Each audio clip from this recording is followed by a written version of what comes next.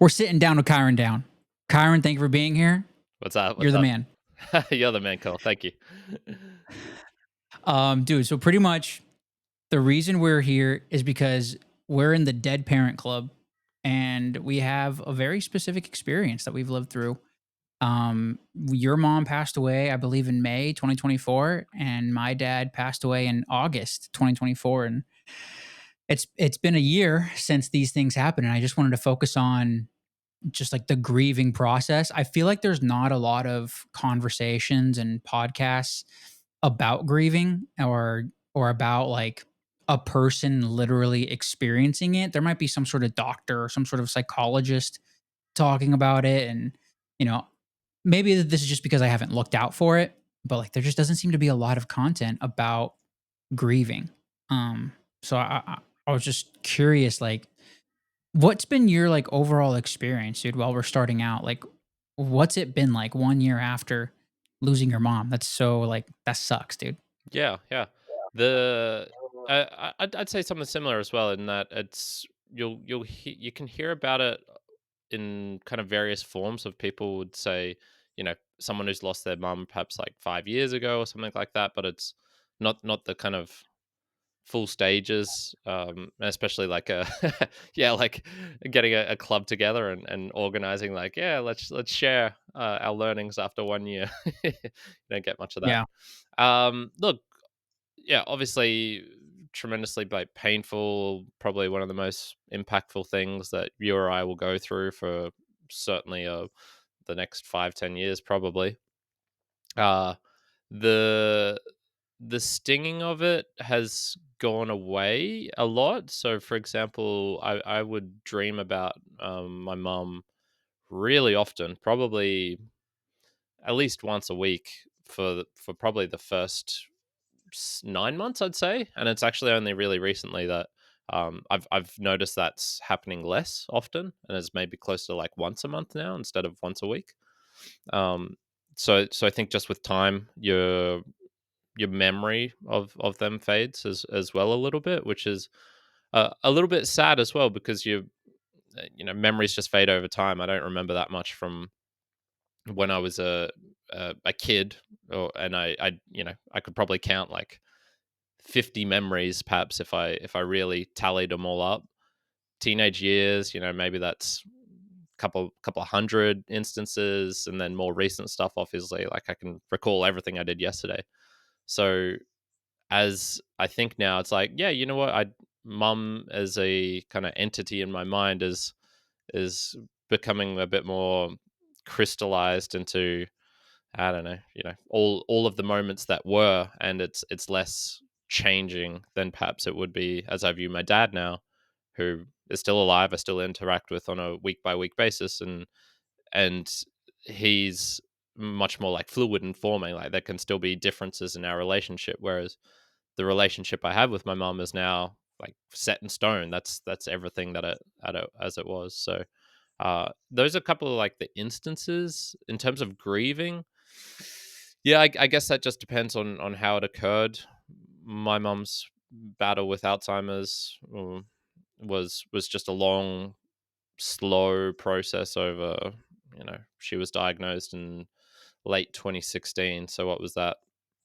8-ish years. And so it was very noticeable, the decline, and especially the last 9 months. You're getting stuff being said like, hey, you know it's unlikely she was gonna be around more than a year from now, and in fact it will be much more likely that it'll be less than that. And that was correct. It was probably like 6 months after hearing that, if that. So those sorts of things, I guess, gave me a lot of preparation for what was to come. So uh it didn't hit me in terms of just life shattering. The 2 days after, 3 days after her passing was kind of just like, okay, well, it's life as normal, I guess. Just now mum isn't here now. So yeah, those were a couple of things that I noticed for sure. For sure. How about you Yeah, man. for yourself? I mean, it's been like wild. So I've had a similar experience with the dreams. I had some pretty intense dreams with my dad. I shared this one story on the podcast of it was I think it was in like a month or so, maybe 6 weeks after the death, and I had this insane dream where I'm in my living room at my childhood home, and I see my dad sitting on the couch, and he like I can like clearly see him, and he looks like how he did when he was younger and like when I was a young kid. Hmm. And I sat down next to him, and he like we were just looking at each other, and I said, "I just want to feel you touch my back." And then like I sort of laid down in front of him on the couch on my stomach, and then I physically felt his hand touch my back, and then I was having like spasms, like back spasms in the dream, and I was feeling electricity, like actually feeling shock within my back muscles. And I was like dry heaving in the dream. And then I wake up and I'm like dry heaving in real life, and my back is spasming in real life. And it took like a good 5-10 minutes for my body to calm down. I'm like, what is going on? What the fuck? And That's an intense way to wake up. Wow. dude, it was, and and me being a spiritual person, I sort of take that as like as a spiritual confirmation of like there was some real communication there. 'Cause, like, I've never heard of that from anyone. Like, that's some like, it's spooky. If it's not spiritual, it's certainly spooky. Mm. Um, and it's, either way you wanna go with it, it was super intense, and, I remember telling that story to my mom, and I'm, like, crying to her. I'm like, it's just like, I didn't think I would experience that, because like, you might have, like, a normal night, just go to bed normal, and then you don't know what you're gonna dream, and it's, and then that happens. Yeah. Um How does he appear to you in your dreams? Because mum, for example, sometimes with her Alzheimer's, it changed her personality a lot, and f- physically she decayed a bit, but she was still quite strong. Like she was still like a strong lady. Like if she gripped your arm, like it would hurt. Yeah. And for example, with her, she was always very calm, measured in prior to the Alzheimer's, and then towards the end, especially the last 9 months, there was like a real personality switch within her, and she became very violent, angry, in a lot of pain, suffering, and things like that. And sometimes in my dreams, probably most of the time, it was in her final states, which was quite distressing. It was distressing at the time. In my dreams, it was still distressing. But a couple of times it would be her as she once was, like as a younger, probably around my age now, like the early 30s, is how I would remember her. And that was quite. Those were nice. Those were kind of cathartic in a way. So there was. I had some real variations of the ways she would appear to me in my dreams as well. Would she appear to you, like, older? Because like, my dad has always been, like, his younger self. He was never, like, in his 40s. He was never sick in my dream. He was always, like, how I remember him at Disney, you know? Yeah, no, no. Mum was mostly how she was right towards the end. Yeah. So as Interesting. just before she passed, which Interesting. which I guess I think for me is just more kind of like I was saying. I That's my more recent memories of her. That's how I remember her more. Um, what I'm hoping is over time, actually, that I'll remember her probably more as like she was when I was a kid, because I've got photos of her over the last couple of years as well, but um, I'm certainly more interested and more wanting to watch old videos and old photos of her, as compared to like the more recent stuff, which is much more harder. It's certainly harder to do that. So Yeah. I'm wondering if that will kind of change over time as well for myself. I hope it does, dude. I mean, I think there's just so much trauma when it comes to, like, the end of the life.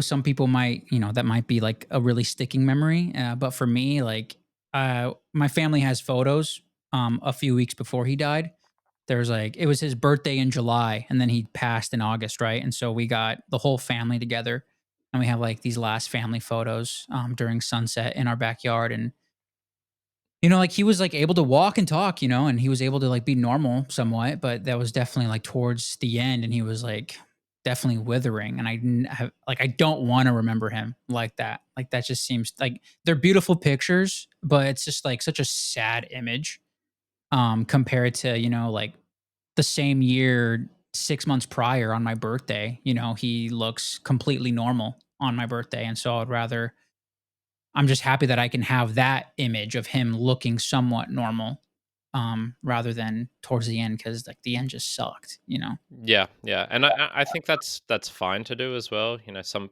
people might arguing like, oh, you're leaning away. You're obviously trying to hide away from perhaps this version of him, and that speaks more to you than perhaps the reality of it. You're trying to deny reality, something like this.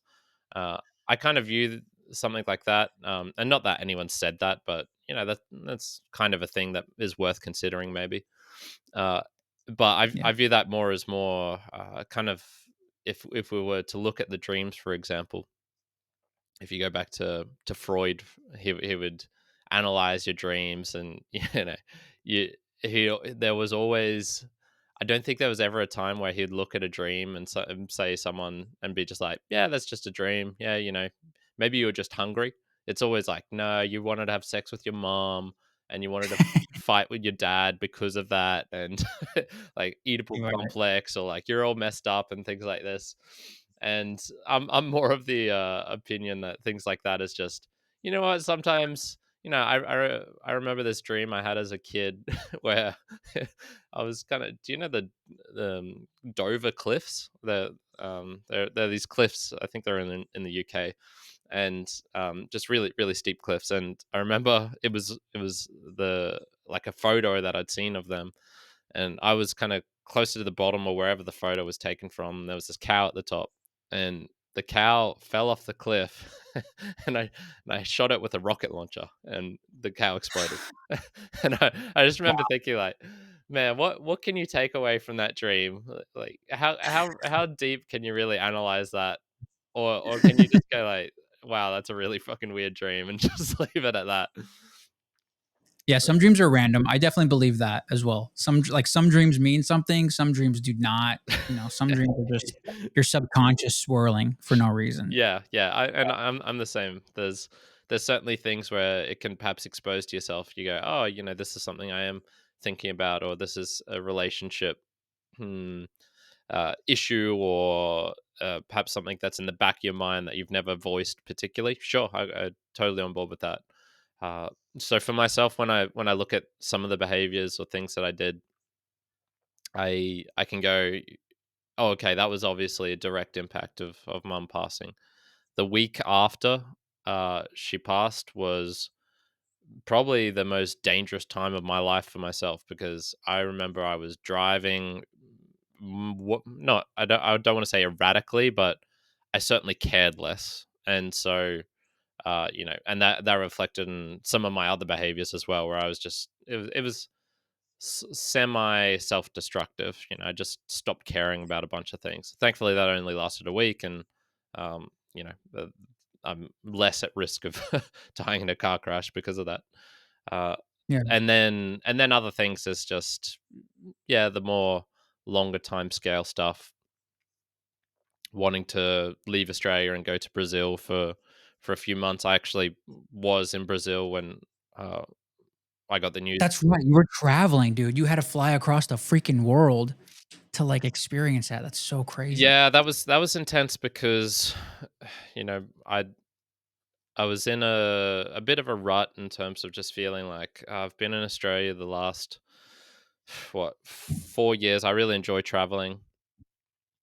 Ever since COVID, I'd kind of been in Australia, just hanging around. Really, it felt, probably this is due to COVID as well. I felt like many years were just kind of passing by. 2021 and 2022, for example, those years are just a blur. They, lockdowns, and then yeah, it's so strange how we're all just now now like past it all. It's like it never happened. Yeah. It's Uh, all normal now. yeah, yeah, right. And uh, so I felt like I needed to get out of Australia, do something a little bit different, just kind of change up my pattern routine, whilst also knowing, the doctors had said, your mum might last a year, she might last a couple of months. Like it was very up in the air. And I actually consulted my brother and dad about this because I was saying like, uh, what do you guys think? I obviously want to be here. I'd love to help, but by that stage, mum was in the hospital. Didn't recognize me. Only one she kind of recognized was my dad, and even then, like she was already gone in many ways. There was her body was still physically there, but her mind was not. And I remember, asking them like, "What do you guys think?" Like, I feel like I'm just torturing myself being here with her. I want to be here and I guess like help be there for her, but there's nothing I'm doing. Like nothing. It's not making a difference. It's just worsening my life. Uh, and then I also already had kind of some stuff booked in. Like I'd already booked the flights. I'd already done these other things, and so yeah, I with upon consulting them and doctors and stuff, it was just like, all right, I'll travel, and if I have to come back, I'll come back, and it ended up being 1 month, so it was kind of worth it in a sense, and I got lucky in that I was able to come back and uh, you know spend one last time with her before she passed away the night that I returned. So I kind of That's crazy, dude. What was that like? Like, can you like oh retrospectively, can you believe like you had one more night? Like that's wild. yeah, yeah, I'm definitely not as much spiritual as you are, but I certainly have portions of me who likes to dive into that likes to dive into it. And Mhm. uh yeah, coming back by this stage she was just on kind of fluids and stuff, just in a bed, you basically in a coma, I guess you'd call it. Yeah. And I got to straight from the airport I went to see her. So I was already, you know, that was must have been like a 30 something hour flight, and so I was pretty wrecked, and Wow. just, but I was still lucid enough, and yeah, just seeing at her, it was nice to see her calm, even though she was, essentially just very emaciated, and the prognosis was, she's now got a couple of days left, and Mm. uh, I remember at one point I was just alone with her for a couple of minutes, and just like holding her hand, being next to her, and was just talking to her, and I kind of saw like her eyelids flutter, and this is one of those times where it's like, did she was that just fluttering eyelids? Was that her actually hearing my voice? Was there something deep inside of her that recognized that I was now home, and perhaps she could pass away now? Um, all of those sorts of things. I don't know. I don't know about that sort of stuff, but yeah, it was very intense and then very sad.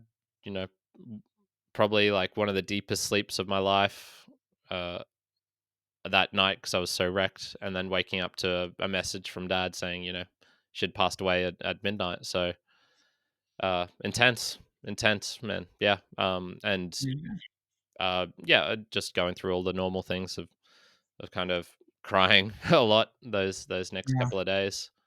Uh, yeah, That's it, it crazy, dude. it sounded kind of just as intense as your experience. Because I remember hearing you detail on that. Oh my god, yeah, dude. It's like, it was like 1 week of hospice, right? So my dad dies of cancer, right? Or dies, technically of liver disease, liver failure, because the cancer was in his liver. And it's like, um, you're just seeing this guy turn yellow and like smaller and like shrinking. Parts of his body are shrinking and parts of his body are getting inflamed and stuff like that. It's like, what is going on here? And his it's not that he wasn't, forgetting, but he was, like, uncommunicative, you know? So it's, like, just, like, that whole seeing that progression happening within that 1 week, it's just like, "Whoa." Like, that was one thing that, like, really hit me, I remember. It's just, like, there was one day where so he needed like help walking to the bathroom, right?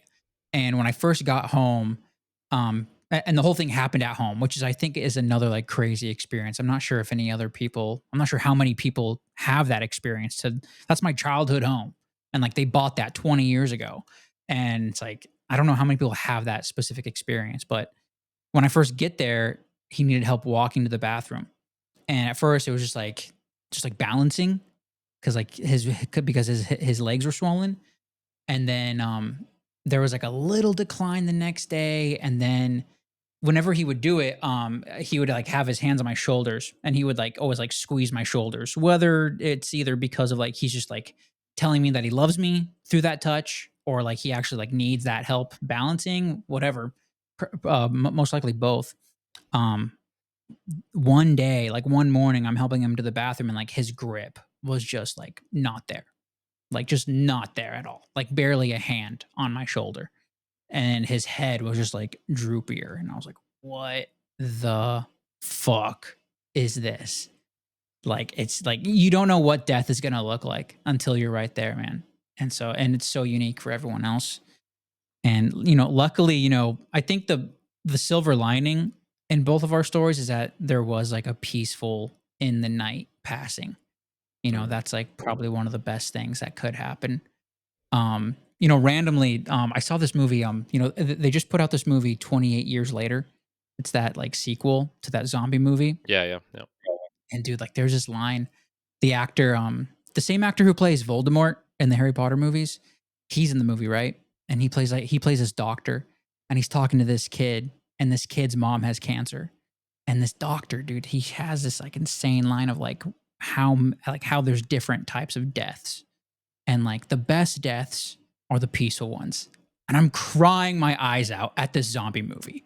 Like it's crazy, dude. And but like that line really hit me in that film because it's like, wow, like even though like there's like such pain, I'm able to like still like be grateful that like there wasn't like that much suffering, and at least like he did die in his sleep, and like that's like how everyone would want to go. And it's like, when I think about that last night, I just said goodnight to him like normal. And he sort of like did like a little like wave and like, little mumble like good night, love you. Um, and like that was like ironically as well, that was like when like my grandparents had came over and they had spoke to him, and my aunt came over, and they weren't that present during the week of hospice, but they were there that night. And then like after that night when they all show up is when he dies. It's just like there's like these serendipity things that happen. And just like the night was sad, but it was also so normal. And like I also had like a peaceful night's sleep somewhat, because my mom then wakes me up at like 4 in the morning. And then it's like, my mom was the one who found out, who like, she was laying right next to him. And so just like that whole morning was just like it was surreal. And just because of the way I am, because my family grew up Christian, I see that night as like holy in some sense. It was like, you get this early morning, there's always this like lore of early morning. If you like want to be successful, you wake up early in the morning. If you want to connect with God, you wake up early in the morning. It's just like, when you have that death early in the morning, like that's just that really hit me in a really interesting way. And just like seeing the sunrise on that type of day was really crazy. Yeah, yeah, I bet. Yeah, The man. do you feel the have you seen many differences between the way you've handled it, reacted to the passing compared to family members? I would say I've had the most spiritual experience. Even though my whole family is Christian, I do not identify as a Christian, but my experience post death has been more spiritual for some reason. And maybe this is my ego talking, but like for some reason, I feel like I am more like I have a better grasp on the spiritual side of this whole situation than everyone in my family. I'm not too sure how my sisters are dealing with it. Like, my sisters are okay, but like I haven't really had like deep spiritual conversations with them. It's hard to talk to my grandparents who've been Christians for decades and decades. Um, like I'm not connecting with them spiritually. And, and my mom just going through what she did, like it's not there. Like it's like if I say something spiritual, like it doesn't really click or like it's not really like getting to them somehow. And for some reason I just have this it feels like I have like some knowing, and just like this peace about the spiritual side of things and trying to just look on the more grateful side of things and try to look on the more like what the value of the life is more important than the loss of the life. That's sort of like where my spirituality goes from that. Mm. Um, but like along with that though, that first month, I was sort of in the same boat as you were. I'm like, I was being pretty self-destructive, wasn't really working out. I tried to work out. I don't remember working out that first month. Um, I drinking a lot, smoking a lot of weed. I stopped smoking weed since then. So like I haven't smoked weed since this past October, so almost a year ago. Um, but I was smoking a lot of weed and drinking a lot of drinks and my family's house doesn't help me at all because like my parents were always like the party people, like they would always if there was any party to be had, it was probably at our house. And they made a whole we call it like the beverage station, we got the coffee, we got the mini fridge, we got a whole like pretty it's a huge line of alcohol and liquor and stuff like that. And so all of us, the four of us or five of us, my dad's mom was there with us. So we were just making mixed drinks, having a little routine with that. And some of us would drink in the morning. Most of us were drinking in the morning. The Yeah, usual routine would, that's yeah, usually a bad sign. dude, you have no idea. Like we're smoking. So like my sisters and I, we would go to the dispensary. We get like the normal flower weed, and then we also get our vapes. And so we're vaping in the morning. We're smoking out of a bong in the morning. Then we're having some breakfast, and then we're making a little cocktail. We're like we're putting a little whiskey in the coffee. Like it wasn't good. And I ended up meeting up with an old friend from school. I had known this guy since I was like 5 years old. Towards the end of August last year, and him and I went to the bar, and it was like he was like he wanted to talk to me and hang out with me because of my dad, but also we hadn't seen each other in years, and so it was like a catch up. And we're at the bar. We're having a good time. We're having a fucking awesome time at the bar. And I'm drinking like I had like 4 Moscow Mules. That's like my go-to drink. A little bit of ginger beer, a little Oh, bit of yeah. vodka. Yeah, dude, a little bit of lime.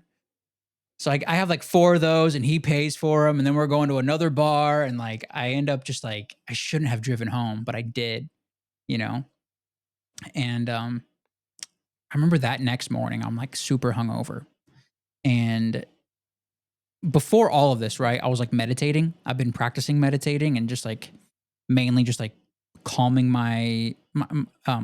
calming my breath and trying to conjure up positive emotions and trying to feel that in my heart. It's a very specific meditation.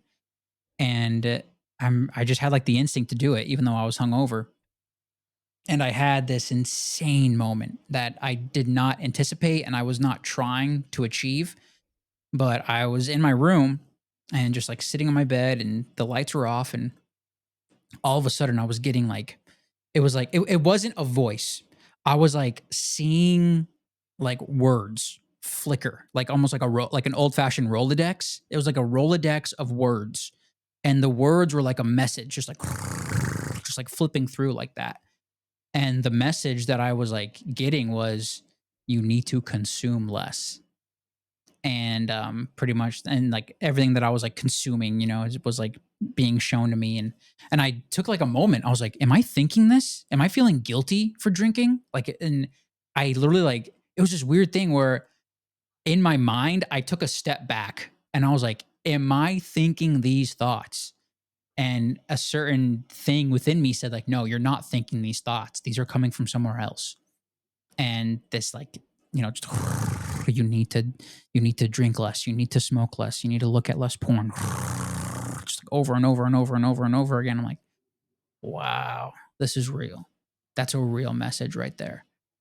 And so, after that moment, I sort of just like I did my best to slow down, and I'm like, okay, now I need to like phase myself out of this. And luckily I've been able to do that. I'm still battling some bosses here and there, but the good thing is that I'm aware, you know. Yeah, yeah, for sure. Uh,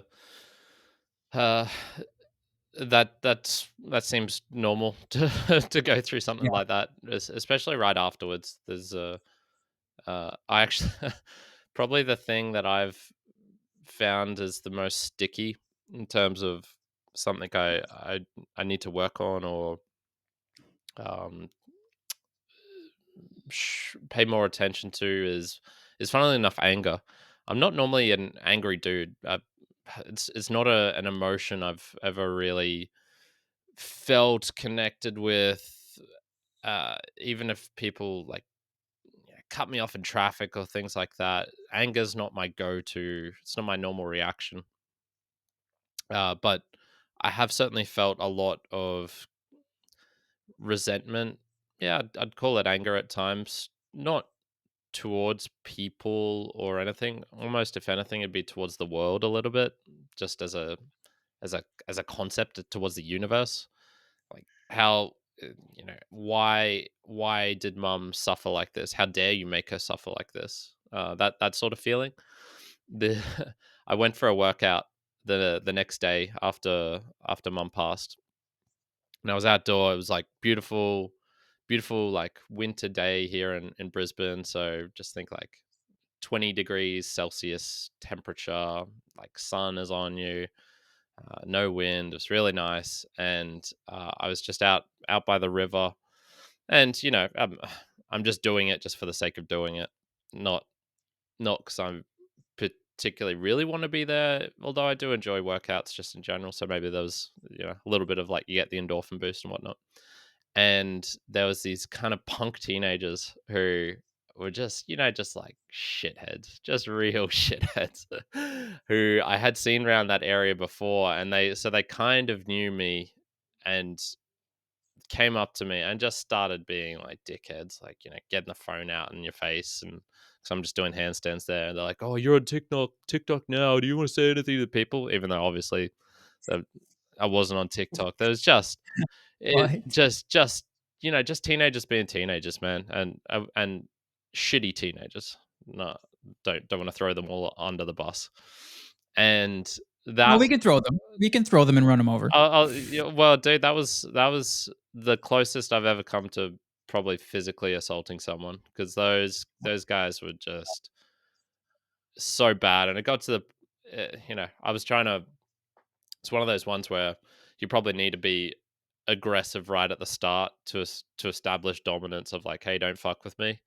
Whereas I was more in of a like, just leave me alone type of mood, which of course they think like, oh, easy prey or something. So now we can like really fuck with this guy.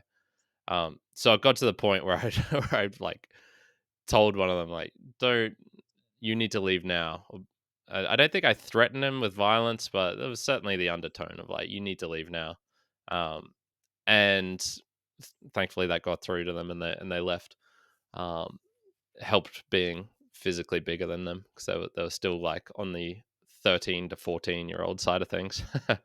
Yeah. um, but yeah, that anger is kind of that's probably one of the things that's stayed with me a little bit. Um, it pops up every now and then, so it's not like an all-consuming thing that I feel all the time or anything like that. But it's certainly hung around much longer than I would have perhaps expected. Um, and that's, I guess, probably delving into the spiritual side of things because uh, I haven't really found a like gratitude in mum's passing. Um, I view the whole event has been purely I guess like a negative thing. Uh, so yeah, that's one where I go, yeah, maybe I probably need to investigate that a little bit more, or try and figure out what's kind of beneath that. Right. Well, it's funny you bring up anger because that's like a part of the grieving stages, right? Mm, mm, And So I have them up right here. There's denial, there's anger, there's bargaining, there's depression, and then there's acceptance. Yeah. And so, I So mean, from speaking for myself, I would say like I would replace the word denial for shock. yep. Like I knew he was dead. I'm not denying that he's dead the morning of, but it was definitely shocking that first month. And I was certainly angry for like a few months. For my own journey, I could sort of see like a linear path. And then as we're in these current summer months of 2025, I've been sort of going back and forth, sort of like a hopscotching around these different stages. But the large majority of this past year has been somewhat linear. Um, and maybe for some reason, a part of me, like I sort of, when I'm reading this, I sort of equate acceptance with gratitude. So maybe somewhere like I've been able to accept it sooner while I'm also feeling angry, while I'm also trying to bargain with things. Um, and maybe like, it sounds like anger is like that similar thing where like you might feel bargaining, or maybe there's a day when you feel acceptance, but then you're still angry, so that's very interesting. Mm. I read the book where that came from. I think it's called On Grief and Grieving, Elizabeth Kubler-Ross maybe, and someone else. Is it bullshit? Is it a lie? Was No. she a Nazi? I don't think it was that bad, no. It's look, it's a qualitative description. It's not something quantitative, so you can't go, "Alright, this person has gone through X amount units of denial. Now they're on to X amount units of anger," or something like that. Right. The whole thing was, it was meant to be viewed more as a framework, I think. Yeah. More as, yeah, it was kind of like a therapy slash understanding. It's more on the along the line. It's a more honestly, it's more of a spiritual book than it is a uh, perhaps a medical type book. Um, Interesting. it's more descriptive in terms of, hey, these are some of the things that you might experience, and they themselves say like, yeah, these are commonalities that we've noticed. And I believe she was a um, what was she in particular? Certainly something to do with like hospice care, and the other author I think had perhaps a bit of a um, Zen type background or something like that, if I recall correctly. And they were just saying like, look, here's some commonalities we've noticed. Here's the five stages. They're not necessarily linear, although this is the common pattern that they go through. You might spend one stay it be in one stage much longer. It was also a book to kind of help people who were perhaps friends of someone who had someone pass to understand where they might be, what they might be experiencing. So it's certainly more just a like a little tool in the tool chest to help use for either yourself or for other people. And yeah, it's I think it's decent enough. Like I'd say there was periods where I would say, yeah, you know what, I was kind of in the bargaining stage, and for me, for example, a lot of this happened before she actually passed away. So Mm. because it was so obvious it was coming in so many years in advance, I remember thinking things along the lines of like, oh yeah, if there was a big red button that I could press that would, kill off all of humanity or something like that, but mum would be alive, be not alive again. She was still alive, but be healthy. I'd press the button. That's kind of like bargaining. Depression. Yeah, that's probably why I wanted to go to Brazil. There was just such a feeling of malaise of that I was going nowhere, doing nothing, and not enjoying myself. That's probably along those lines. Acceptance, here we are both talking about it. We're not bursting out into tears. We're not trying to avoid what happened. So I'd say we're probably both along that sort of lines in terms of where we're at. But it's a it was an okay book to read, and I think those five stages can be useful in a sense. But there's probably other, like you said, you'd maybe replace shock for denial and gratitude for acceptance. Those are those seem reasonable to me to say. Yeah, you can experience other things as well. Perhaps Yeah, man. perhaps even hatred instead of anger if it was your loved one passed from being hit by a drunk driver or from a, Yeah. you know, accidental manslaughter or some sort of death. Yeah. Anger's interesting because, like, I remember feeling angry, but I wasn't like I wasn't angry at anyone. It was more like an aggression. I just felt, like, aggressive, and I just Mm, wanted to, like, get shit done. Like, I wanted to, like, I was ready to fight anyone. If someone wanted to fight me, like, if one of my so I was working at a restaurant at the time as a prep cook, and, like, I was in this mood of, like, if any of my bosses tell me I'm not doing a good job, like, I swear to God, I'm gonna punch him, I'm gonna walk out, and just like, "You're gonna have to sue me. You're gonna, like, fuck you. Like, you're gonna I don't care." And I would do this, like I would do this thing in, like, in the morning, like, "Ugh, I just wanna get my shit done today, dude." yeah, I would yeah. try to hype myself up to have, like, a good day at work, but then I'm, like, imagining just, like, punching somebody. Yeah. It's very it's very yin yang thing in my head, Oh, dark and yeah. light at the same time. Yeah, yeah, Um, I've felt similar things. it's funny how you can feel that, right? Because it's like you're not because I was always raised to not be that, to not be the aggressive guy, to not, be like because I have 2 younger sisters, so it was always like, "Cole, be Mhm, gentle with your sisters, be gentle with your sisters."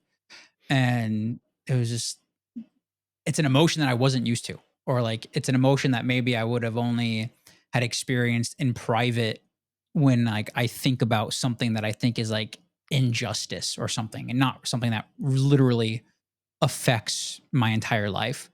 But now I'm feeling this aggressive feeling because my life has changed in such a dramatic way, and I don't care who's in front of me. Like, just like I'm gonna bulldoze you right now. mm.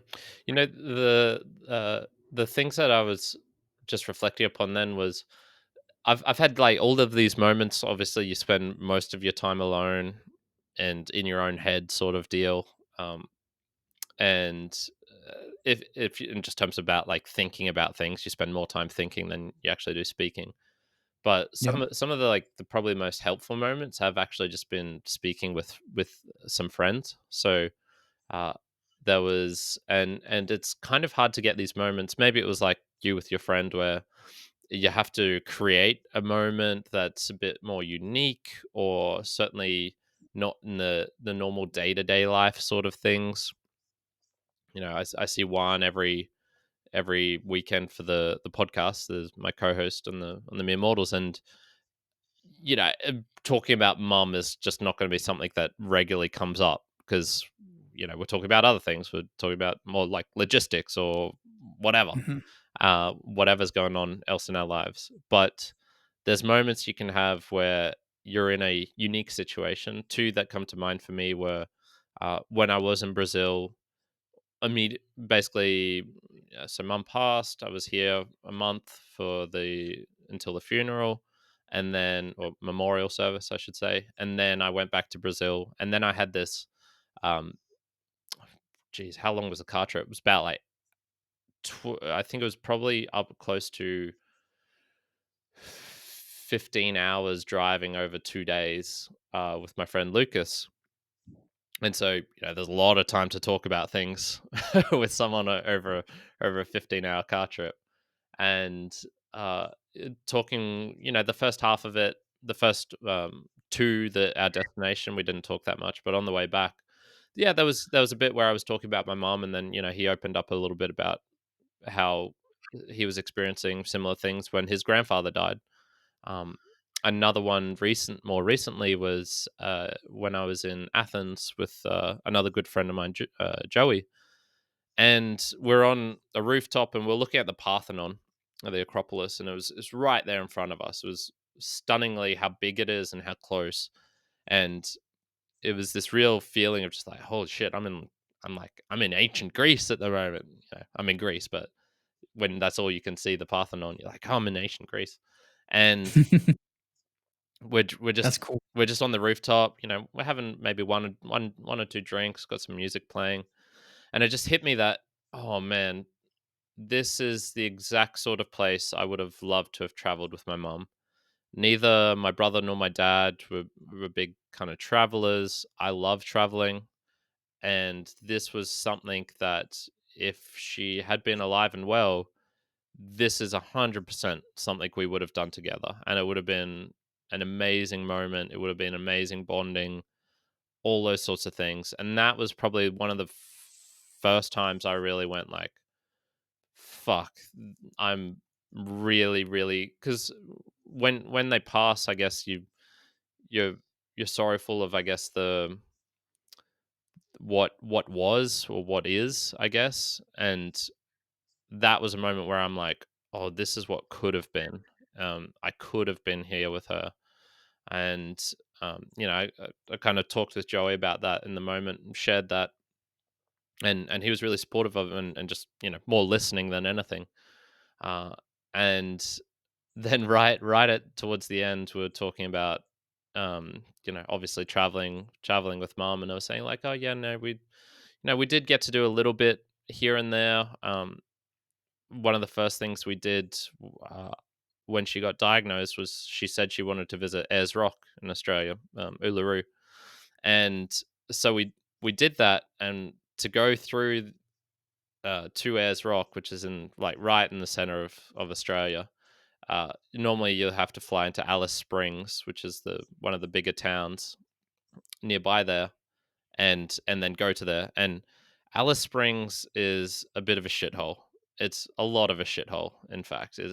Just out in the middle of nowhere. They've got a lot of the Aboriginals there have this kind of real hard time mixing with this, I guess, Australian culture, especially. It's kind of like, I guess, the Native Americans with alcohol, especially. Like, it's not good for their systems. They can't handle it, kind of like the Europeans Right. can, European heritage. And so, there's a lot of social problems there. And it's just in the middle of nowhere, man. Like, it's not a nice place. And we'd been talking about that about a week earlier. And so he's like, wait. So your mom gets diagnosed with like, this awful degenerative disease.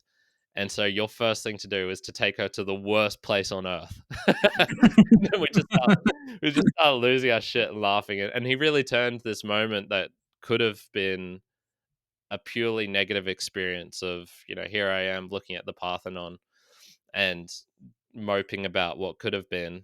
And he really flipped it on its head into one of the funniest things I've heard in like ages.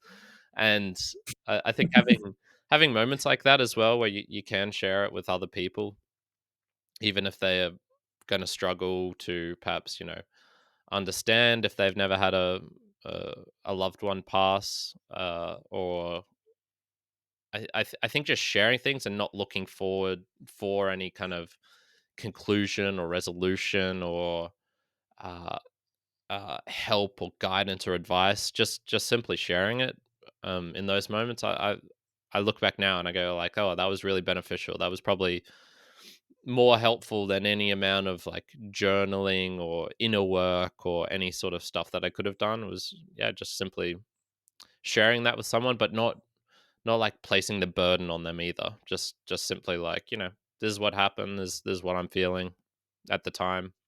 Yeah. Do you have any moments like that? Yes and no. For a few friends of mine, they seem to be really sympathetic for me, and they're willing to just like listen to me. Hmm.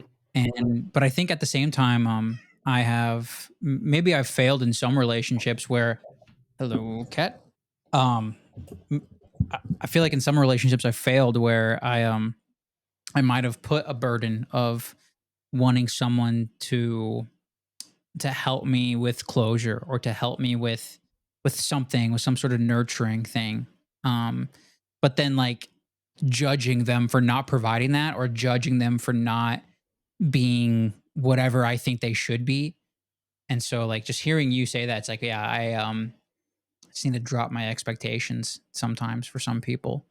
But then like that like hurts me, like that like hurts my heart.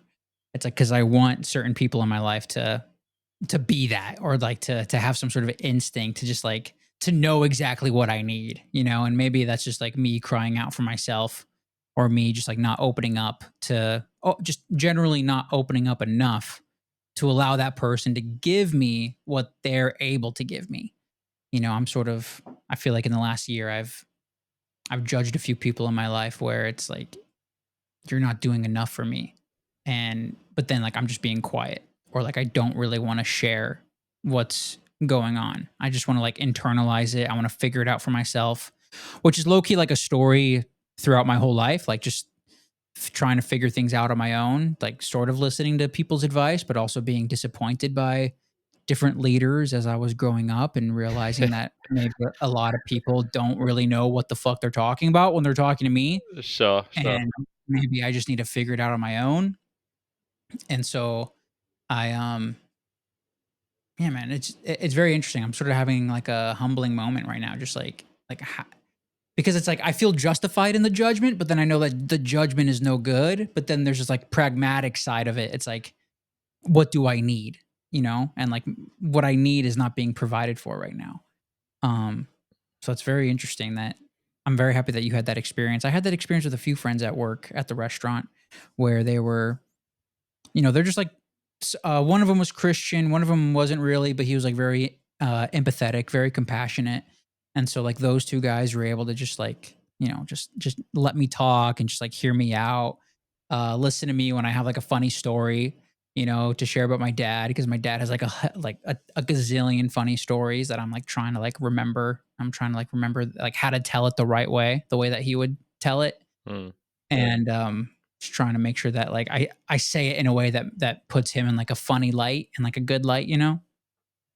And so they were very helpful with that. But then I also think you also see a lot of people's immaturity when it comes to this thing, and not in a judgmental way, but it's just sort of there.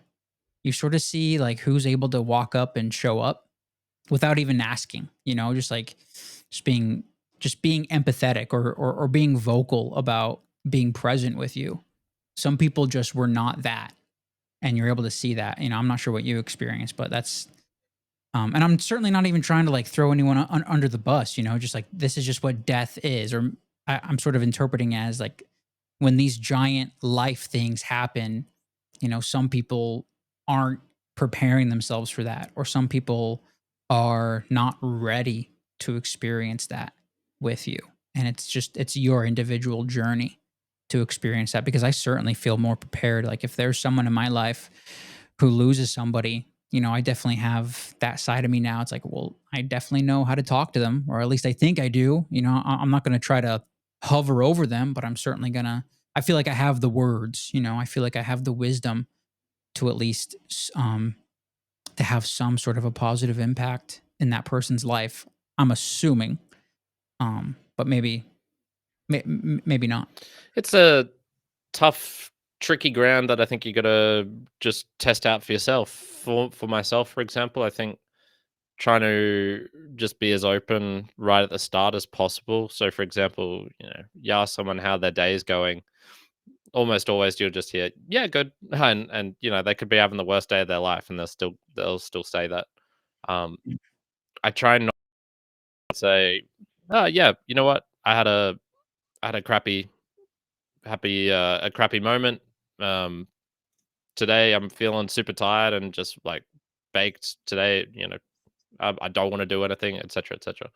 And I was kind of thinking, yeah, you know what? There was some moments where I'd perhaps mention like, oh, my mum passed last year or something like this, and sometimes I would do it in the sense of it was the right moment to bring up in a conversation, and then other times I'd noticed I was doing it because perhaps it was a way of forcing a connection with someone or something like that, and you can do it the opposite ways as well, where you'll bring it up with someone and they're obviously not in a place where they want to talk about that.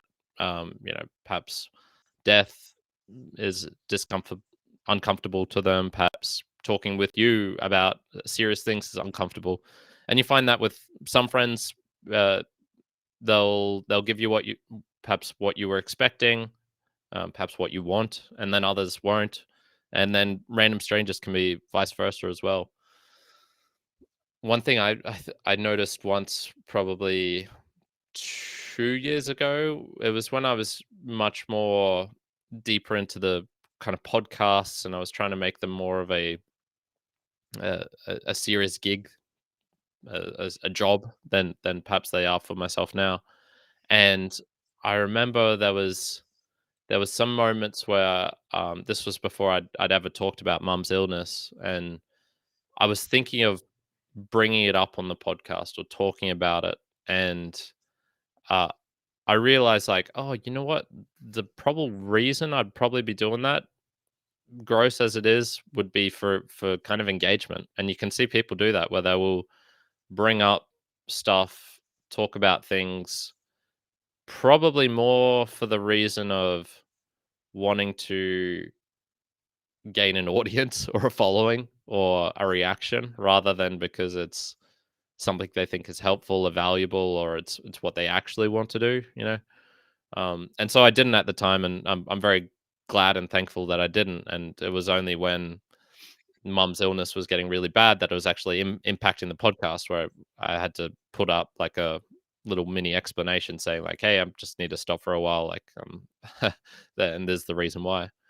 So Yeah, I just stopped, dude. I just stopped making podcasts. I'm not gonna do any announcement. I just like, like, because I was in the same boat you were. I was like, I'm not gonna do this for content. Like, there's no way. I need to like just take my time with it, and maybe I'll be open about it.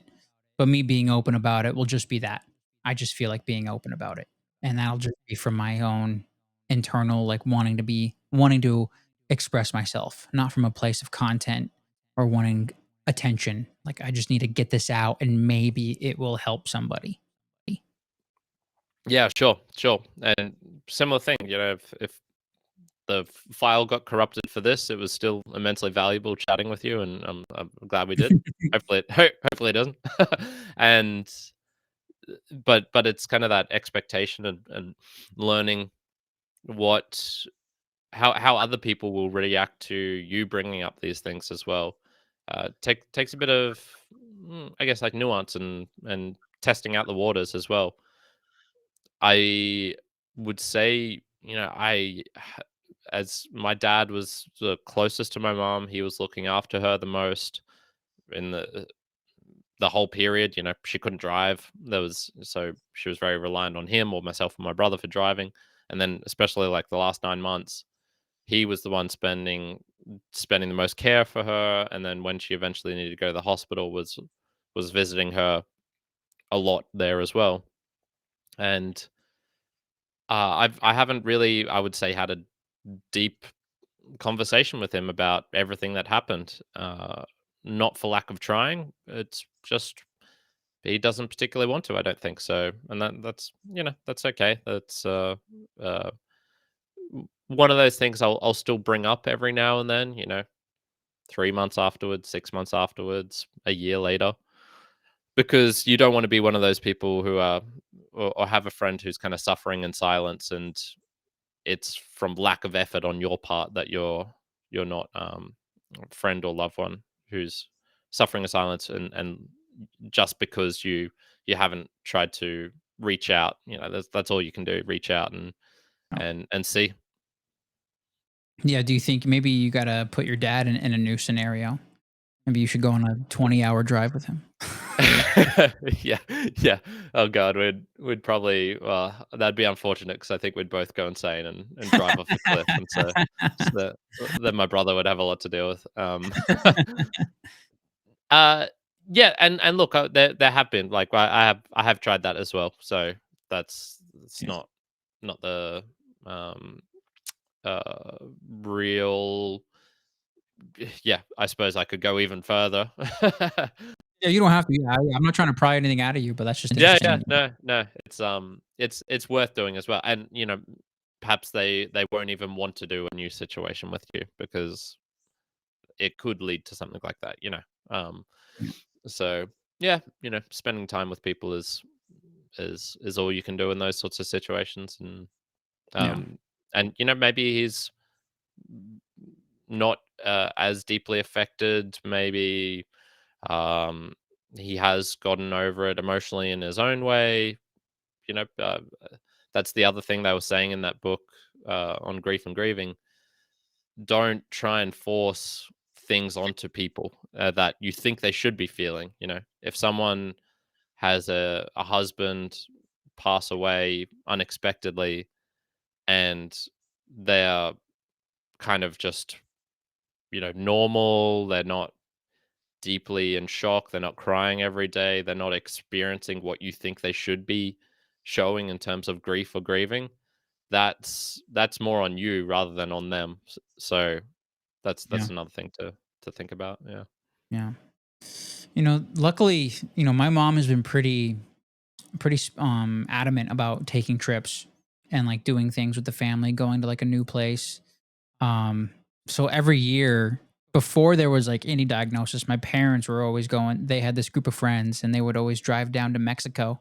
It's like a 4-hour drive to this town called Rocky Point, and really fun area. Pretty low key vibes. Just some nice hotels and resorts, and you just sort of when you live in Southern Arizona, you're probably going to Mexico for like a little mini vacay. And so for like 4 years, it's pretty consistent, them going either once a year or twice a year. Um, and after he died, the trip was always in October.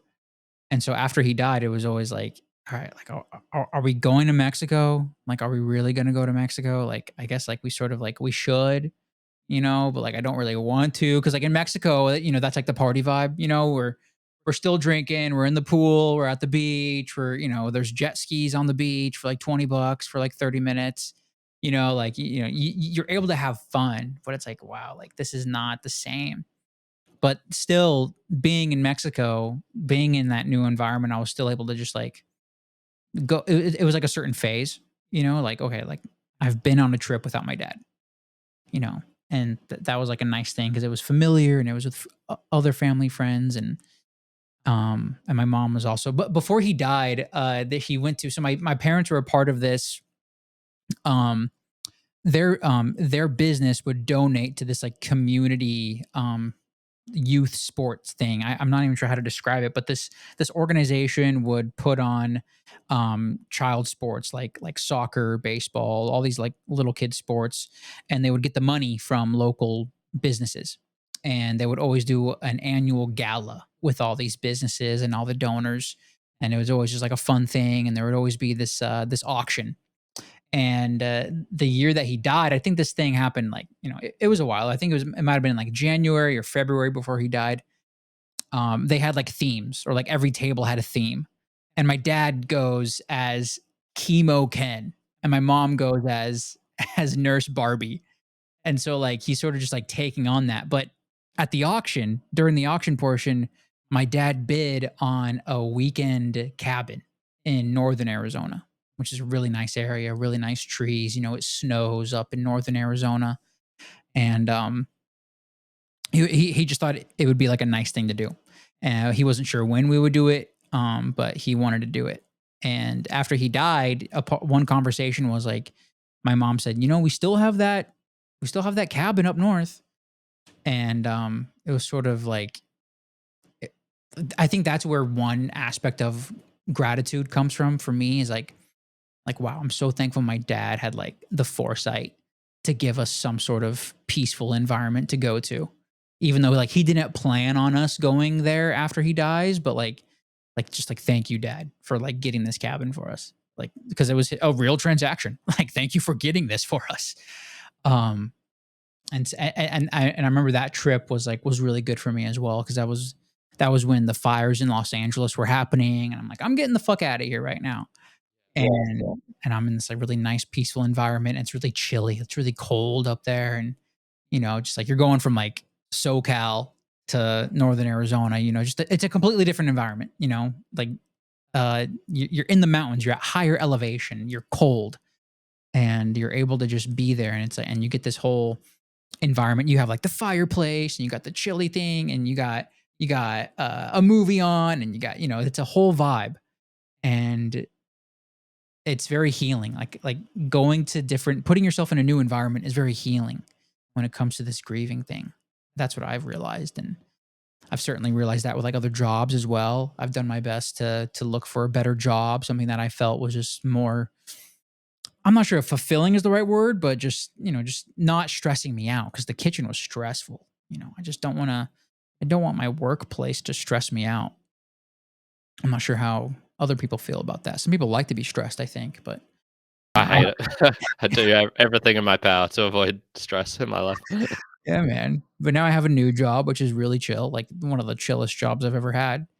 And I'm just happy I'm in that new environment. And I'm happy that I can like, just I can sort of move forward and I can I can feel comfortable where I'm at. Like I right now I don't feel trapped, you know. I don't feel trapped and I think somewhere within this past year I did feel trapped. Yeah, yeah. And you think that was kind of trapped in the sense of location or in your thinking, your mindset? What in particular? I mean, it's a combination of a lot of things like trapped in the sense that I no longer have like an out. Like my dad was my out when it came to information about the car or when it came to like if I was low on money, because LA is just like super expensive and my job wasn't providing a lot of money and I'm doing my best to find a better job and it's like I still can't find a new job but I need my dad to help me out with certain bills and it's like I don't have that anymore. So like I sort of felt trapped beforehand. Um, and I sort of felt trapped after he died because it's like, damn, like now I don't have that anymore. Um, Now I need to figure out my own way. Like I'm in my own little escape room right now. And I gotta I gotta figure out the puzzle. And I also felt trapped. So like so finances comes to mind, the job comes to mind with being trapped. And I low key want to get out of this apartment, just because I've been here for like 8 years. And I just want a new apartment. I would like to build myself up. It's either because right now in my life, I'm either gonna move back to Arizona or I'm gonna make enough money to move to a better apartment. That's sort of where I'm at. And I'm like, I really want to go to a new apartment. I really want to make it. Like, I don't want to. I feel like if I moved back to Arizona, it'd be justified with everything going on, but like I wouldn't feel good about myself. And like I want to make it better for myself. And I want to just double down on my effort. And my dad gave me a good work ethic. And like my dad didn't teach me to be a victim. My dad didn't teach me to give up. My dad always believed in me. My dad told me to chase my dreams. My dad told me to just do your best. And so, like, that's where I'm at right now. Like, I don't feel trapped because I know that I'm able to do my best. And so, like, that's like, I'm in the middle of that right now. Sure. I'm a big believer in a change of location really having a mindset shift as well. The Probably one of the reasons I like traveling so much is because it can allow you to do that. But even things like moving apartment as well. I've been thinking about moving as well, and I think that would be a helpful switch into perhaps a bit of a new stage of my life, or certainly help me with some of the goals that I'm looking to achieve. It would literally be 5 or 10 minutes down the road, but it it would be enough to create a bit of a mentality switch in my own head. So I'm a pretty big believer in doing that up, especially with your physical locations of like where you're staying and things like that. Yeah. Yeah, man. I would love to live by the beach. My goal is to live in Santa Monica. Rent out there is insane. Rent out there is like straight up double, a little more than double what I'm paying now. So if I want to do that, I got to figure that out. Like that's not going to come easy because everyone who lives in Santa Monica, they have like tech jobs, they have like silly influencer jobs. You know what I mean? And um so that's my goal, like in my head, like that's when I know like I've made it in my head. It's like if I'm living in Santa Monica, I've gotten through it. Like I've figured it out on some level. Gotta Um gotta gotta get that raw milk influencer money, man. I know, dude, and there's not a lot of money in raw milk. There's not a lot of money, dude. Um, yeah, and I'm trying to do the influencer thing pisses me off too because it's like I don't even know how to do it, but I know some people who are making really good money from it. Like, how do you do this? How do you make a meme that makes money? Yeah, yeah. No, It's crazy. yeah, I feel there's a lot of opportunity out there at the same time as well. There's it- obviously the commonality is the being able to work hard, but Yeah, um, I'm very excited about the future in terms of just what internet, what what things like crypto, Bitcoin, all that. Oh, wow. I think it just opens up the world for more opportunities than there was before. Like the fact that influencer is a job that people can make money from being pretty or being funny or being interesting or Yeah. whatever, being entertaining. That's just wild. That's so crazy. Yeah, man. I think I might struggle with doing like the influence thing because I'm so like I think I am cycling through like a depression right now. Like I sometimes I don't feel like creating. Like even when it comes to like I pay for this AI clipping thing. I don't even have to do any fucking work, but I don't want to post what the AI clips. Like I could literally just push a button, but like I don't want to do that for some reason. And so like I gotta work through that. You know, that's like another hump when it comes to me posting more and talking to more people on the podcast and trying to figure out just different streams of income and just like doubling down on my creativity. That's really what I want to do. And Yeah, so I wouldn't suggest, just from the bit that I do know you, I wouldn't suggest that influence is the way to go. But there's all sorts of opportunities in terms of you know here's a more like a perhaps even a vlog style. Like this is what it's like trying to create a new movie. This yes, is uh, yeah. Influencer as a job is probably going to go away pretty soon. Anyway, the AI influencers are coming, and yeah, you're the probably real right. life the real life ones are going to struggle. So it's finding about, like, what's the even more human uh aspect that you could show, or things like Mm, that are valuable to people as well. So you know mm, uh I enjoy listening into your like certainly some of your podcasts, not all of them. Some episodes I'm just like, that's like, I don't care about politics, for example, so I'm not yeah, going to tune into the political ones. But there's certainly enough things that are out there that and even who knows, maybe it's like, this is what it's like working in a shitty kitchen. can be can be interesting and valuable to people, yeah, if you're wanting to go the route of certainly like making an income or a job or a lifestyle from the from an audience, because yeah, you don't have to do that either. You can do it from investing. You can do it from manual labor. You can do it from myriad of all the jobs that are out there.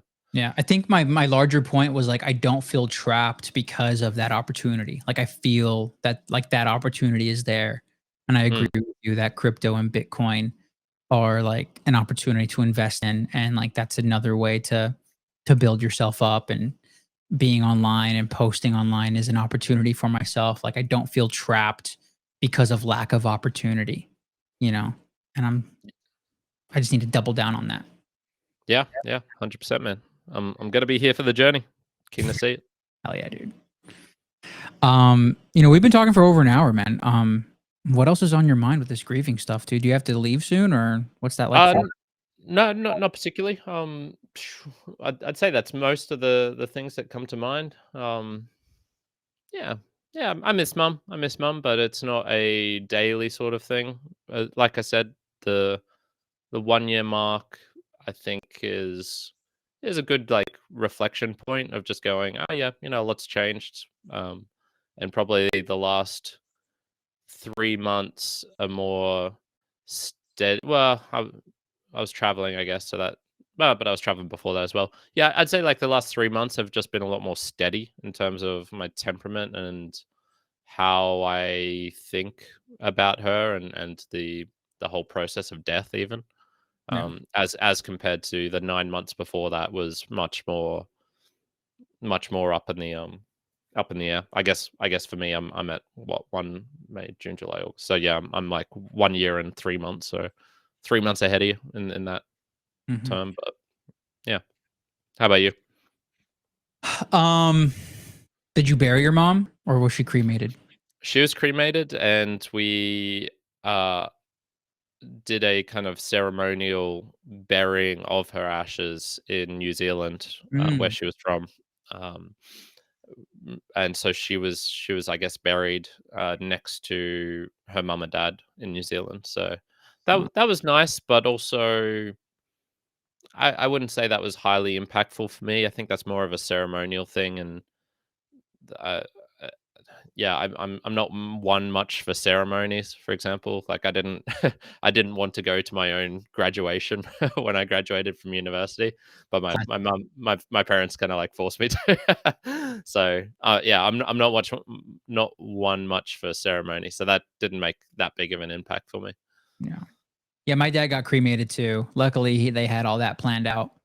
And it was weird, dude. Like, we went to the freaking funeral home that day, and it was, like, weird, dude. It was Oh weird. wow, Dude, it yeah, was no, weird, dude. um, I guess because mom was in a hospital, they have to do a like an autopsy or something for cause of death. Yeah. So for her, it was much more of like a longer process, and my dad had organized all of that already. So Yeah. um, I didn't. That's probably one thing to we could chat about was I didn't see her dead body, Mm, which I'm rather grateful for. I don't think I would handle that so well. mm, It's kind of like not kind of like when I think of when I was a young teenager exploring the internet, and then you find your way onto the gore sites and things like that, and you see one or two videos, and you're like, "Wow, that's so fucked up. I don't need. I, yeah. I'm not interested in seeing more of this." Uh, Here's a and ISIS beheading video when yeah, you're in the yeah, 8th grade. yep, yep, I know what you're talking about, dude. I know exactly what you're talking about. yep. And there's been one or two things in real life. So when I was in Mexico with my friends Juan and Joey, we came across a crime scene where some people had been, I believe it was one or two people had been killed in a taxi, shot in Cancun, and I don't even recall seeing the dead bodies. I barely even recall that instance. But Juan and Joey were like, "Dude, we were standing right in front of it. We could we got to because it happened like 20 minutes after we were Juan has in a that area." selfie. Yeah, right, right. So when it comes to, I guess, chaos, mayhem, gore, those sort of things, I don't like seeing that in real life in front of me. So I think seeing Mum's dead body would have. I don't think that would have been a good thing to see for myself. But I mean, you were. It sounds like you were right there. You saw your Dude, dad. it was Yeah. ground zero, dude. Imagine, yeah, dude, ground zero, dude. It was crazy. Um, to be looking at the bed, you know, like to be looking at the bed, and that's where he's at. Like, it's just dramatically surreal, dramatically surreal. And it was so early in the morning, so like you're still like in a haze, and like it's happening, and so like here's like the sequence of what happened, right? So my mom, she wakes up in the middle of the night, right? And she just like suddenly wakes up. Like nothing woke her up. She just suddenly wakes up and she realizes that my dad's not breathing. And she would always like throughout the last week, she would like put her hand on his chest to make sure that he's breathing. And then, she realizes he's not breathing, but he's still warm. He's like as warm can be. And like she sort of realizes like it literally like something happened, like just right then, like he's gone. And so she has her small moment and she closes his eyes and she immediately comes to me and I'm in the front room. I'm in the guest room and she sort of just like wakes me up, honey, honey, it's time like dad's died, papa's passed. And I'm like, okay. And I sort of like held my mom's hand for a second. I was like, okay, okay, okay, hang on, hang on. And I held her hand because it was like I knew that she needed someone to hold her hand, but I was also like, let me wake up for a second. Hang on. Okay. Okay. I was sort of just like, give me a second, mom. And then I go to I go to my youngest sister's room, and then I tell her, I sort of whisper to her, and I wake her up, like, hey, it's time. And then my as like my sister's coming out of her room, my grandma was like in the bathroom and she's coming out of the bathroom and like we're like, "Hey grandma, like hey, it's happened." And she's like, "Okay, okay, okay, okay." And then I go to my other sister and she's sleeping with her little kid with her he's 5 at the time, or yeah, 5. And the first thing that my sister says is like, "What am I gonna tell Wyatt?" And so I was like sitting right there with her and just like trying to like figure out like what is she supposed to tell her son in this moment. It's so early in the day. Like, are we supposed to wake him up right now? He's not going to wake up. Is he even going to realize what's going on right now? And so it's like that's such a wild thing to that it's a crazy conversation to have with your sister, you know? Um and then we all just like had a moment together, and like we're crying, of course, but like I said earlier, it was like, because it was so early in the morning, there was a peace. And it's just like sort of just like I don't want to say you're going through the motions, but like y- at least I was able to accept like this is how this moment should be. This moment. This is correct. This moment is correct. There's nothing out of line right now. And so, we did our prayers, and I had a small moment to myself in the backyard. I did like a little voice audio recording to myself.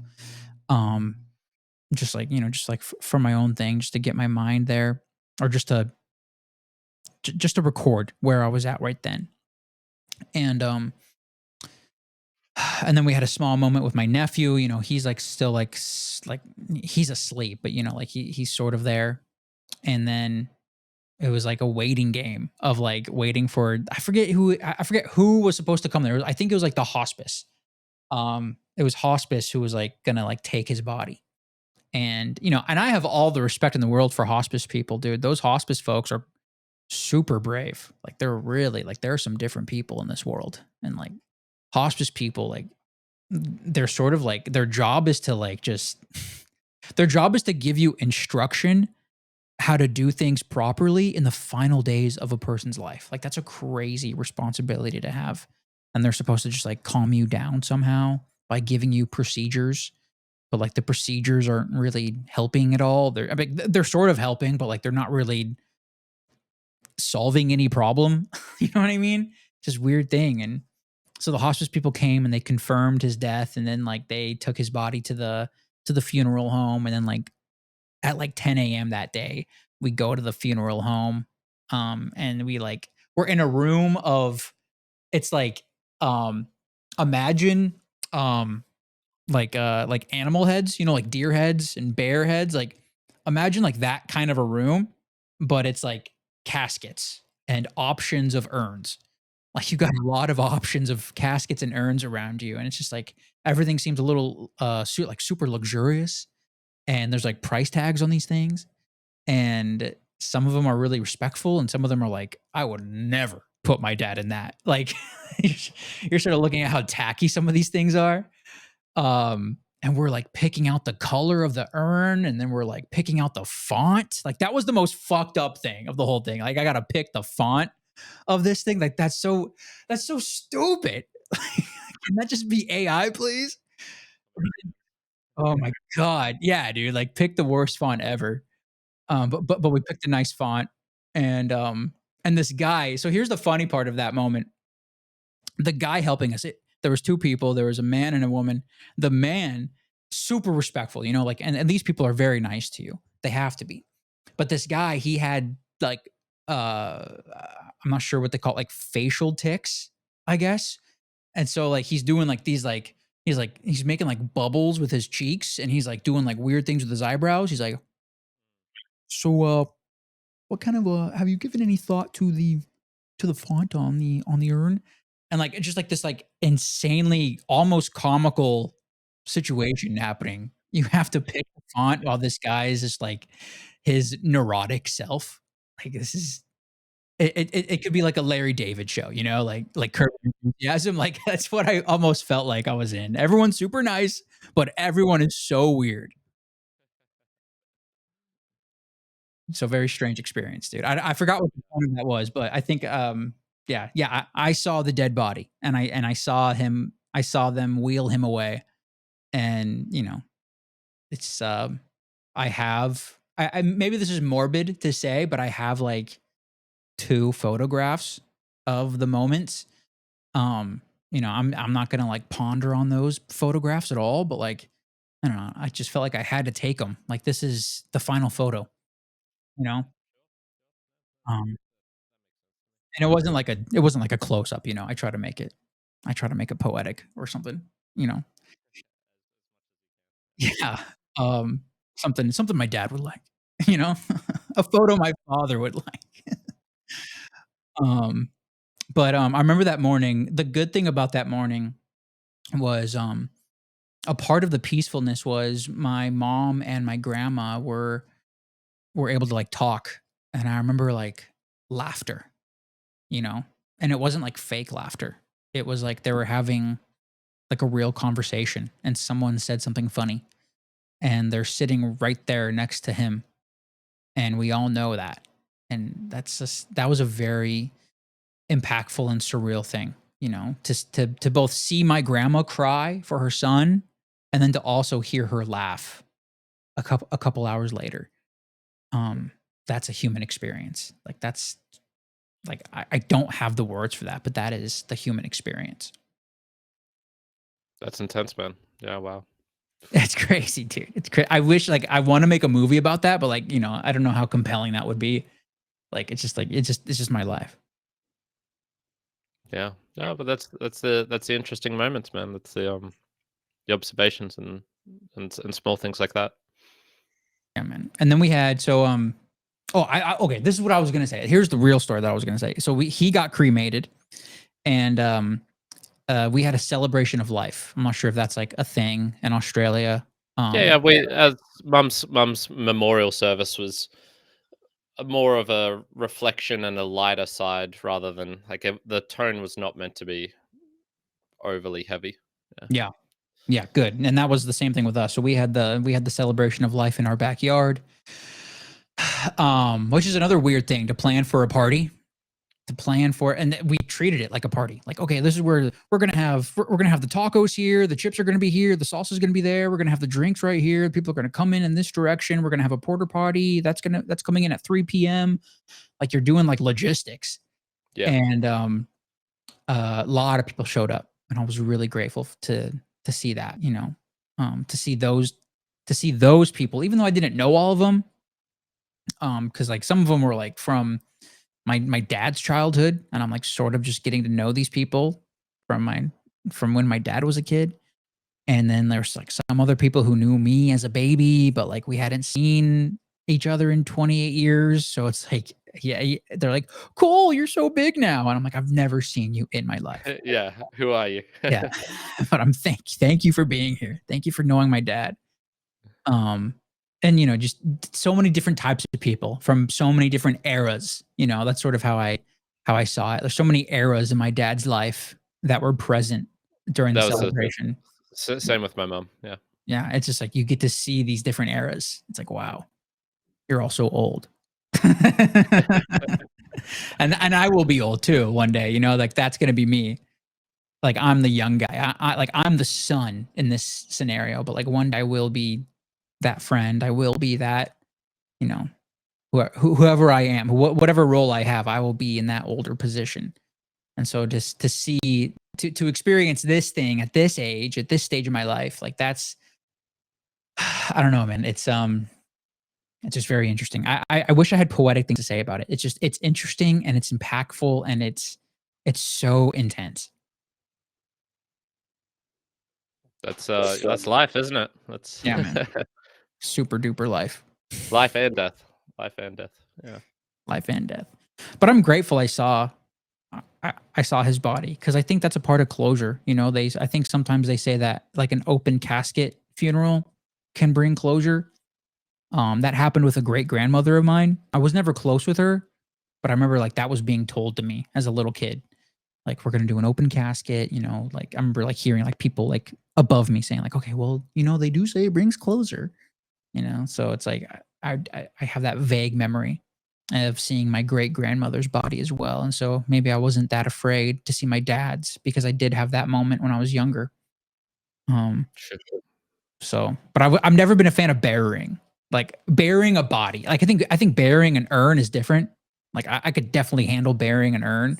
I would not want to bury a body. That just sounds That just sounds sad. Yeah, Yeah. my brother and I walked. He wanted to play Pokemon Go, so we started walking On the way around to our the neighborhood. burial site? Well, there was a he asked me like, "What's this big green patch over here?" And I was like, "Well, that's the cemetery we drive past almost every day." Wow. He never noticed it, and so we ended up just walking around it. And I did something similar when I was in Montreal. Went up to like the top of Montreal, the mountain, I guess, And the you big caught hill. you?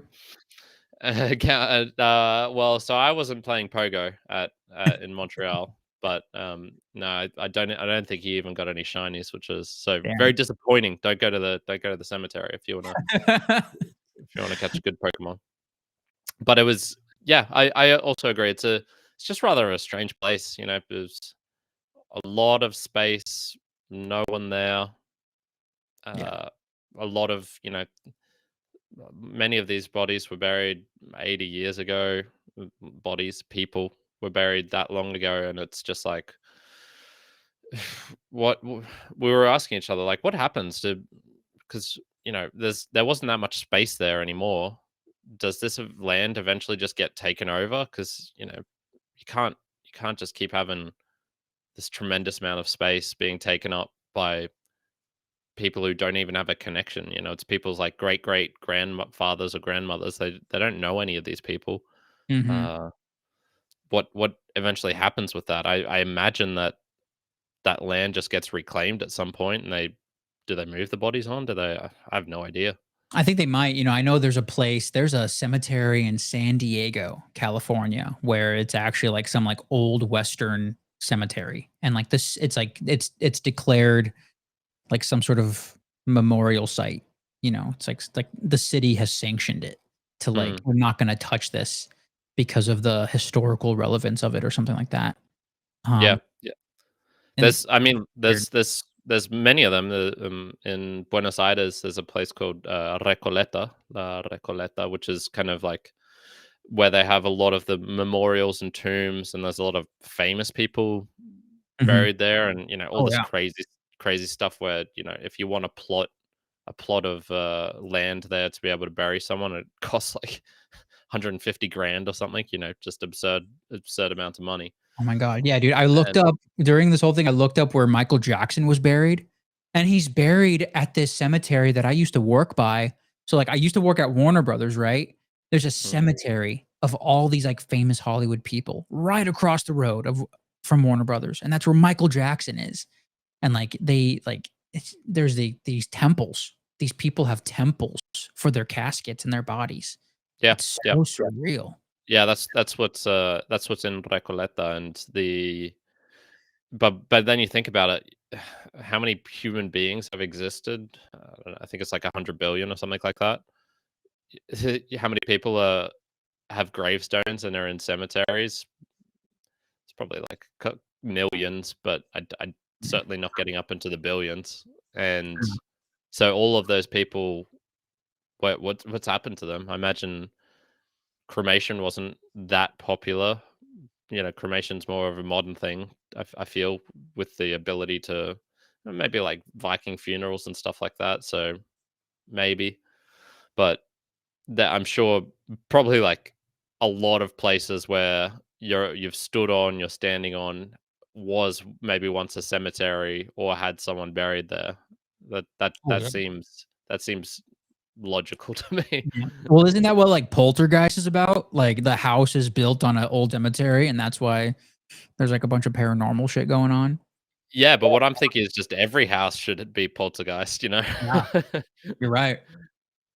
No, you're right, dude. It's scary to think about because then there's also a big military cemetery out in Santa Monica, and I'm sure the government will hold on to that land forever. But it's like how do you plan for that space? Like, and how many people are gonna die? Like, how do you plan for like a cemetery? It's very strange. Mm. But when you say forever, that's probably not correct because what governments don't last forever. That's true. Probably the most successful ones have been what a couple of 100 years, maybe getting up close to. I don't think there's any that have lasted for.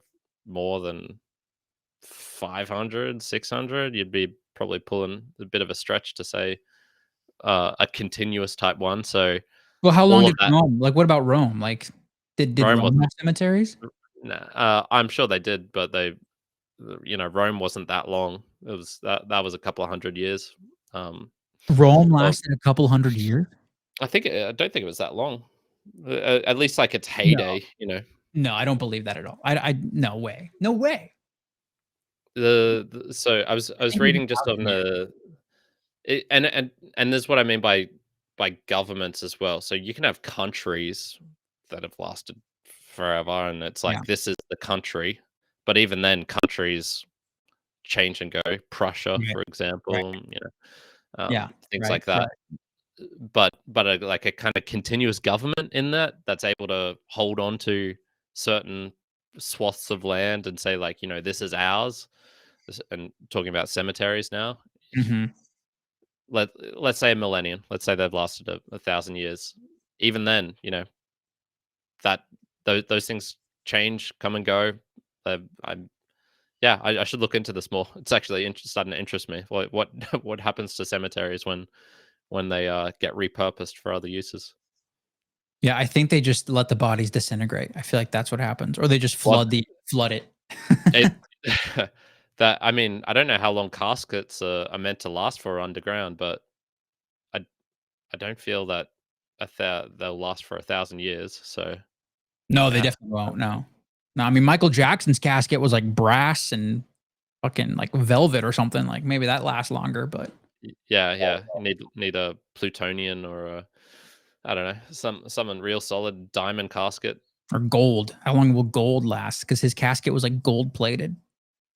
Yeah, but that's the thing. You need the gold plating could just scratch and wear off, but you need like full gold. Right.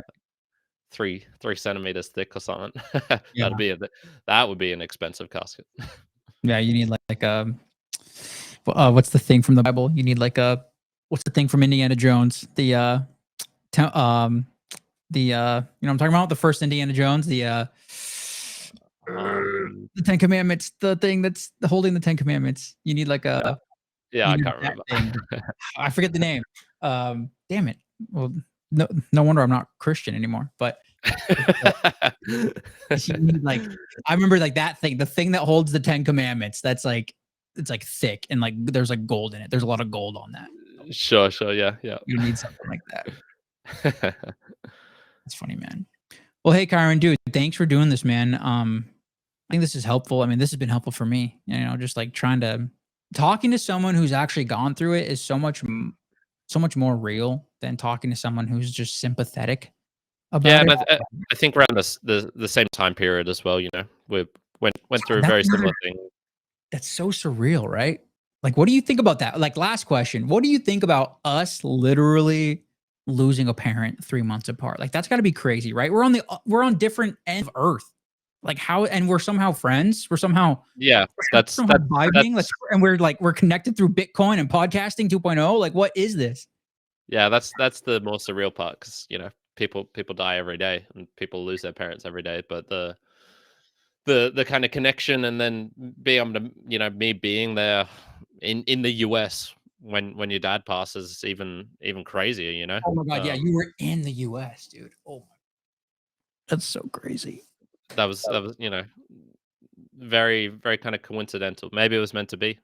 Then who knows? Maybe we maybe that's part of the reason we connected. We felt similar vibes from each other, and Yeah. you know, who knows? Maybe it's just a coincidence. There's no But way it's a coincidence. I don't believe in that. There's no way. There's no way we have life-changing experiences and we just and like there's no reason for that? Like, no, come on. I don't believe that. yeah, yeah. So it's I'm glad. Look, in terms of timing, I'm not glad it happened, Yeah, but in no, yeah, terms of great the timing on timing, our part. Great yeah, timing. Like yeah, thanks, dad. yeah. Thanks, Tom. Appreciate it. That's awesome, dude. Well, dude, yeah, maybe we should just wrap this up. You do a podcast every weekend, right? Like, what's I guess we'll just do a plug for your podcast and then we can get out of here, man. When do you do Yeah, your podcast? Yep. So 9 a.m. Australian Eastern Standard Time on a Sunday with my friend Juan, who I've mentioned a couple of times. It's similar kind of topics, to be honest. Like we'll dive into like philosophy, we'll dive into self development, dive into technology, things like that.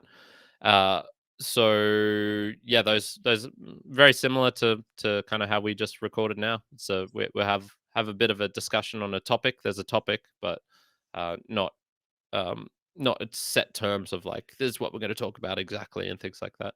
And yeah, I do the book reviews as well every Wednesday, 11 a.m. Australian Eastern Standard Time. So if you ever feel like joining in live, jump in. Mere Mortals conversations, Mere Mortals book reviews. Awesome.